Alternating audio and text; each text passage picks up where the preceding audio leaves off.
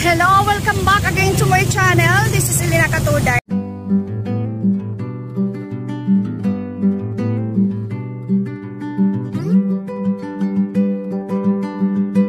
Meron po akong sadya na interviewin yung mga nakabili po ng negative ion card. Puntahan po natin sila at meron po akong instant na tanong kung anong nangyari po sa kanilang katawan, sa kanilang kalusugan mula nang gamitin ang negative ion card.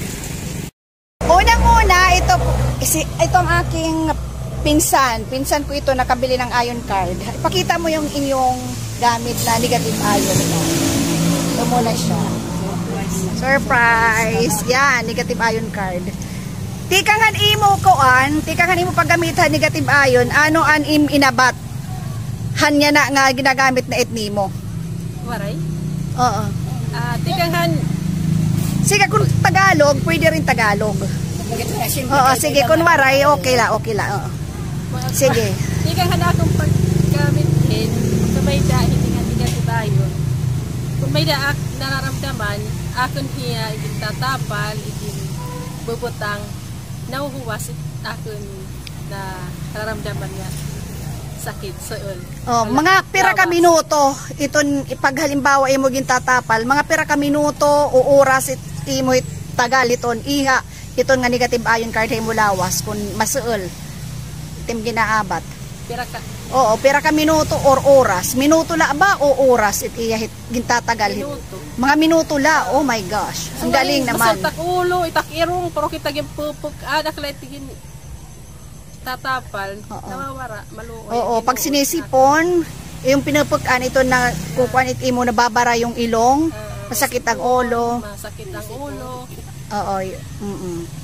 Tapos ano pa yung naramdaman mong iba maliban diyan sa sakit at ulo? Mayroon ka pa bang ibang nararamdaman dati? Oo, hanwaray pait nga negative ion.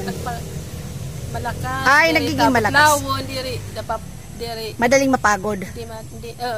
Dati madali mapagod. Pero han pag gamit ko okay na diri na ako. Oo. At saka mayroon ka ring dating ang tawag dito imo goiter. Inaano ko rin ito sa goiter ko. Oo, ang imo goiter is atut sulod nga ha? Oo, ito na hyperthyroidism. Oh, Oo, yan. Sige, sa ito hyperthyroidism, ano yun? Hyperthyroidism. Yun, yung nasa loob ang tubo. Kasi pag ito tak nararamdaman, makabugit akon heart, pagkakilabog, tapos dali mapagod, dahil ini malaking tulong po ito. Salamat po. Salamat kay Marichu. Wow, kay Sister thank Lina. you.